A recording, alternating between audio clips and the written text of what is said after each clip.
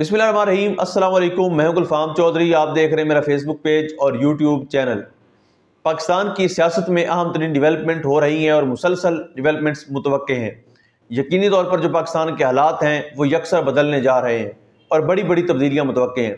इस हवाले से हमारे साथ मौजूद है सिद्दीक जान साहब। उनसे जानते हैं क्या डेवलपमेंट हुई हैं, पहले उनकी बात सुनते हैं फिर उस पर बात करते हैं। आज सुप्रीम कोर्ट ऑफ पाकिस्तान में 7 नए जजेस ने हलफ उठा लिया है। सुप्रीम कोर्ट की सीनियरिटी लिस्ट जारी हो गई है। जजेस के नाम, कौन सा जज सीनियरिटी लिस्ट में कौन से नंबर पर है, ये लिस्ट आपके सामने रखते हैं। और आज क्योंकि तकरीब हलफ बर्दारी में हम मौजूद थे तो उसका अहवाल भी मैं आपके साथ शेयर कर देता हूँ। और जब मैं जजेस के नाम आपको बताऊंगा तो आपको साथ साथ बताता जाऊंगा कि कौन सा जज कहाँ पे खड़ा है, ताकि आपको अंदाजा हो जाए कि इस वक्त अगर फुल कोर्ट बैठती है तो सूरत हाल जो है वो किस तरफ जा सकती है। क्योंकि 26वीं आईनी तरमीम के हवाले से आपको पता ही है कि दरखास्तें इस वक्त पेंडिंग है कि फुल कोर्ट के सामने लगाई जाए। और अब फुल कोर्ट जो है वो होगी 25 जजेस पर मुश्तमिल।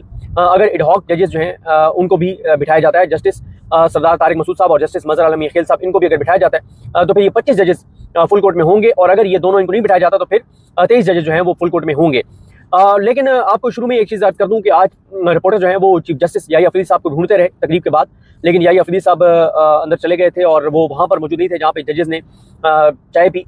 और उसकी वजह यह है कि रिपोर्टर जस्टिस याहिया अफरीदी साहब से पूछना चाहते थे कि आपने 4-5 रोज पहले 40 सहाफियों की मौजूदगी में एक बड़ा दावा किया और आपने उस दावे में कहा कि जस्टिस सरफराज डोगर की सीनियरिटी के मामले पर अटॉर्नी जनरल पाकिस्तान मंसूर उस्मान अवान भी आपसे मुत्तफिक हैं, आपसे इत्तफाक करते हैं। क्योंकि जस्टिस याहिया अफरीदी साहब ने जो रिपोर्टर से मुलाकात की उसमें उन्होंने कहा कि इस्लामाबाद हाई कोर्ट के हवाले से उनके तहफ़्फ़ुज़ात हैं कि जो 5 जजेस के जिनके नाम आए इस्लामाबाद हाई कोर्ट से सुप्रीम कोर्ट के जज लगाने के लिए, उसमें जस्टिस सरफराज डोगर का नाम भी शामिल था। तो याहिया अफरीदी साहब ने कहा कि वो ये समझते हैं कि सरफराज डोगर साहब जो है वो सीनियरिटी में नहीं आते और ट्रांसफर उनका ठीक हुआ है और उस ट्रांसफर को वो ऑन करते हैं याहिया अफरीदी साहब। और बल्कि याहिया अफरीदी साहब ये कहते हैं कि जश्न मनाओ, खुशियां मनाओ कि आप पंजाबी बोलने वाला भी है, सिंधी बोलने वाला भी है इस्लामाबाद हाई कोर्ट में, और बलोची बोलने वाला भी है, उर्दू स्पीकिंग भी है।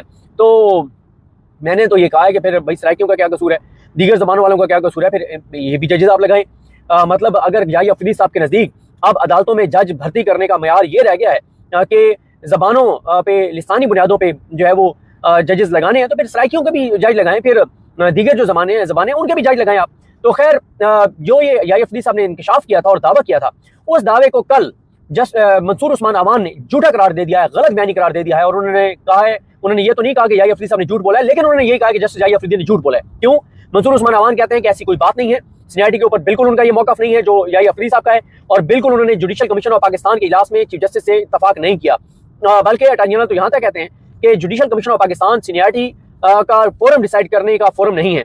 और क्योंकि ये अब जुडिशल साइड पे फैसला होने जो 5 जजेस हैं इस्लामाबाद हाई कोर्ट के, जस्टिस मुहसिन अख्तर कैनी साहब, तारिक महमूद जहांगीरी साहब और सरदार एजाज इसा खान साहब, बाबर सत्तार साहब और समन रिफत इम्तियाज साहबा, इन्होंने क्योंकि एक प्रेजेंटेशन जो है वो रिप्रेजेंटेशन इन्होंने दायर की आमिर फारूक साहब के सामने, और आमिर फारूक साहब सुप्रीम कोर्ट आने से पहले उस रिप्रेजेंटेशन को मुस्तरद करके आए हैं जिसमें सीनियरिटी की लिस्ट को चैलेंज किया गया था। और इस्लामाबाद हाई कोर्ट के आज़ाद जजेस ने, जो अपने हलफ से वफा करने वाले जजेस हैं, उन्होंने ये कहा था कि ये जो आपने सीनियरिटी कहा है कि सरफराज डोगर आप सीनियर नहीं चाहिए, तो ये दुरुस्त नहीं है। अब उसके ऊपर अपील आनी है सुप्रीम कोर्ट में, जजेस सुप्रीम कोर्ट से रजू करने लगे हैं और वो मामला आईनी बेंच के सामने जाना है। तो याहिया अफरीदी साहब ने यहाँ तक कह दिया कि जब वो मामला जुडिशल साइड पर आएगा तो जुडिशल साइड पर वो नहीं बैठेंगे, आपने वैसे नहीं बैठना क्योंकि आप तो आईनी बेंच में है नहीं। तो खैर अटॉर्नी जनरल ने अब झूठा करार दे दिया है जस्टिस याहिया अफरीदी को कि वो झूठ बोल रहे हैं, गलत बयानी कर रहे हैं कि अटॉर्नी जनरल ने उनसे इत्तफाक किया था। लेकिन याहिया अफरीदी साहब आज सहाफियों के सामने नहीं आए। अगर वो तकरीब के बाद सहाफियों को मिलते तो सहाफी जरूर उनसे सवाल करते कि आपने इतने बड़े मनसब पे बैठ के झूठ क्यों बोला, गलत बयानी क्यों बोली की। तो ये देखना, जब इतने बड़े ओहदों पे बैठी हुई शख्सियात इतने वाशगाफ अल्फाज में झूठ बोलेंगी, या अगर उन्होंने सच बोला है तो अटॉर्नी जनरल ने तो फिर उनको एम्बेरस कर दिया, शर्मिंदा कर दिया, उनको कटहरे में ला खड़ा किया। तो मतलब ये हैरानगी है। खैर उसके बाद जो दूसरा मामला है उसमें भी याहिया अफरीदी साहब के हवाले से एक बड़ा ये चीज सामने आई है।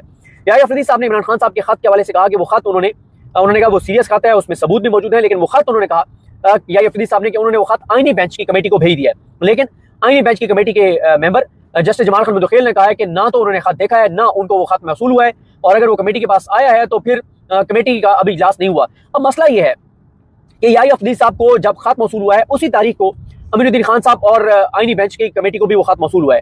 वो आईनी बेंच की कमेटी जिसने उस खत को टेकअप नहीं किया, याहिया अफरीदी साहब ने उनको भेज दिया। लेकिन हैरान कुन तौर पर ये एक ऐसे वक्त में याहिया अफरीदी साहब ने खत भेजा है आईनी कमेटी को जब याहिया अफरीदी साहब की उससे अगले दिन जो है वो मुलाकात थी इनसे, जो IMF है, IMF के साथ मुलाकात थी।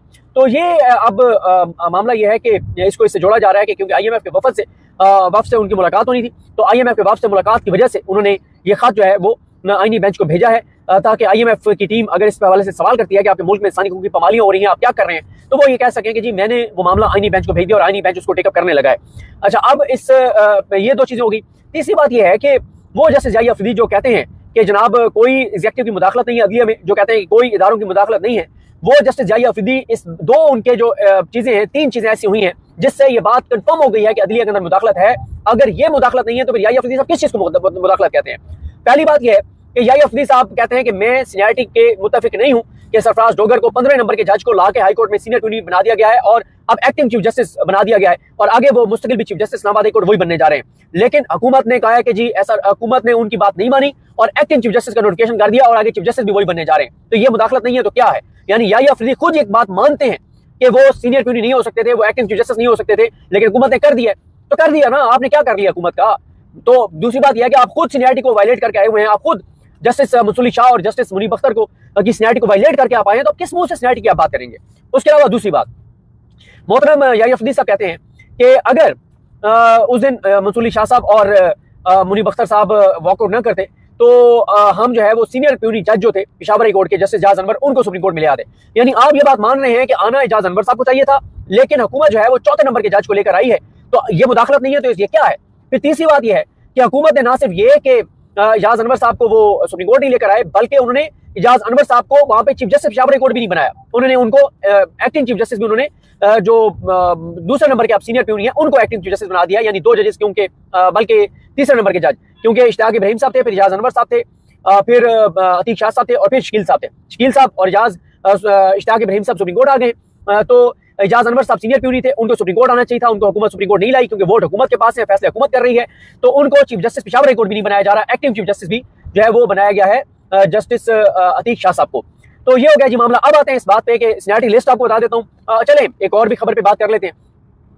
2 जजेस के खिलाफ हुकूमत ने धमकी लगाई कि वो उनको उनके खिलाफ रेफरेंस ला रहे हैं, मंसूली शाह साहब के खिलाफ और मुनीब अख्तर साहब के खिलाफ। अच्छा, मुनीब अख्तर साहब जो है वो मीडिया के साथ इंटरेक्ट नहीं करते और वो जब भी कोई तरह का इवेंट होता है तो वो बड़ी जल्दी वहां से चले जाते हैं अपने चैम्बर की तरफ, जजेस चैम्बर की तरफ। तो वो मीडिया से खास तौर पे जब से ये कंट्रोवर्सीज हुई हैं वो बिल्कुल मीडिया से इंटरेक्ट नहीं करते, तो इसलिए वो जल्दी चले गए थे। लेकिन मंसूली शाह साहब जो है वो मौजूद थे, मंसूली शाह साहब से मुलाकात हुई। मैं ये बात रिपोर्ट ना करता क्योंकि मेरा ये ख्याल था कि शायद ये बात मंसूली शाह साहब ने, इसके अलावा बहुत सारी चीज़ें हुई, लेकिन मैं ये समझता हूँ कि मेरा ये ख्याल था कि ऑफ द रिकॉर्ड होगा, लेकिन क्योंकि मेरे दोस्त बहुत से इसको ब्रेक कर चुके हैं, अहमद अदील सरफराज साहब भी इसको रिपोर्ट कर चुके हैं, तो लिहाजा मैं आपके साथ ये बात शेयर कर रहा हूँ कि हमने पूछा, हमारे दोस्तों ने पूछा मंसूली शाह साहब से, तो मंसूली शाह साहब ने कैटेगोरिकल कहा है कि हुकूमत अगर रेफरेंस लाना चाहती है शौक से लाए, वो अपने हलफ के साथ वफा जारी रखेंगे, जो उनका हलफ कहता है वो अपने हलफ पे चलते रहेंगे।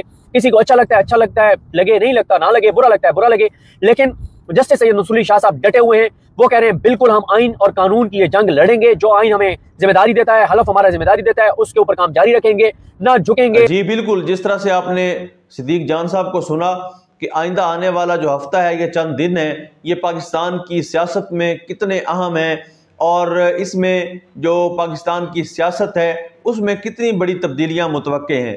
अल्लाह पाक वतन अजीज़ का हामी और नासिर हो। पाकिस्तान जिंदाबाद।